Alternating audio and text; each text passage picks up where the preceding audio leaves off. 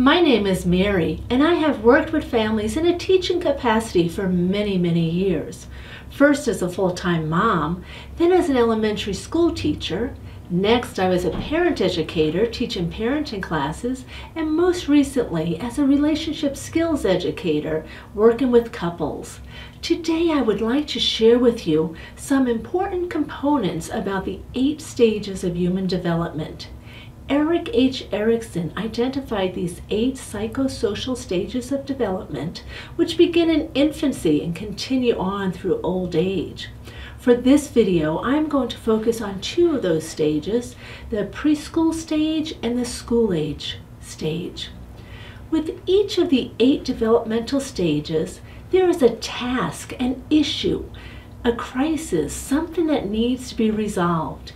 If your child resolves this issue well, he or she can more easily move up to the next stage of development. If your child does not resolve this issue well, the future stage of development will be more difficult and more challenging for your child. So today I'm going to share with you some suggestions on how you can help your child to be successful. Stage 3. Preschoolers from age 3 to 5. For preschoolers, the issue or task that they need to resolve is whether they will develop a sense of initiative or a sense of guilt. Remember that at this stage, children love to be mommy and daddy's little helpers. They love to help you wash the dishes, fold the wash, and take care of little baby brother or sister. The child is learning to master the world around him or her, learning basic skills and principles of physics. Things fall down, not up. Round things roll. How to zip and how to tie. Count and speak with ease. When our son Job was 4 years old, I sent him to the neighbor's apartment to borrow a tomato.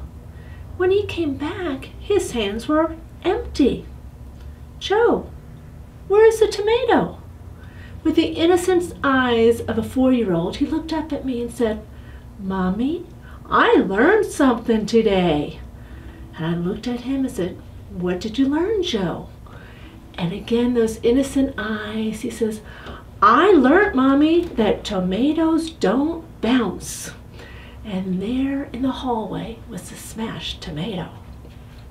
At this stage, your child wants to begin and complete his or her own actions for a purpose. When parents provide the child with age-appropriate activities, like helping to prepare meals, setting the table, and letting them choose their own clothes, children develop decision-making skills and become a bit more responsible. Parents and teachers also need to remember that the children at this stage need and deserve time to be free.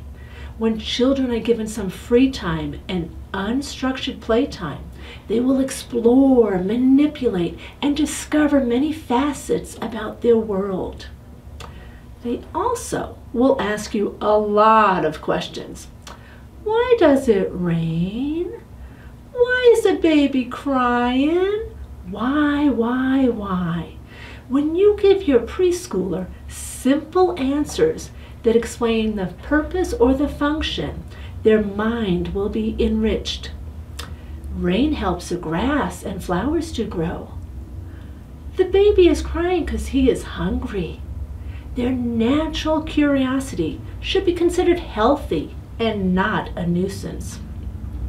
When parents encourage and support their children's efforts, children develop initiative. Your child will learn to plan and undertake activities while you guide him in making realistic and appropriate choices. If adults, though, discourage the pursuit of independent activities, children may develop guilt about their needs and desires. So mom and dad, enjoy your child's willingness and desire to be your little helper and encourage initiative. Stage 4, school-age children from age 5 through 13 years old. At this stage, your child will develop a sense of feeling competent or feeling inferior. School-age children naturally want to learn how things are made and how they work together. When my children were at this stage, I went to the thrift store and bought old radios, telephones, and other electronic devices for them to take apart. It was so exciting for them to discover all the intricacies within the various units. They thrived on becoming competent and industrious in accomplishing tasks and activities. If a child, though, is discouraged from exploring, discovering, and understanding their world around them, they might begin to feel inferior. Squelching their natural curiosity can inhibit and hamper future intellectual endeavors. At home, provide children with opportunities to produce, to create, and to discover how things move, how they work together, and how they come apart. If you encourage these traits in your child, they will become diligent in persevering at tasks. If children are ridiculed or punished for their efforts, they are likely to develop feelings of inferiority. For more information on the 8 stages of human development, go to my blog on Facebook, Healthy Relationship 101, on Twitter, Healthy REL 101, or on Blogspot, healthyrelations101.blogspot.com. Take care.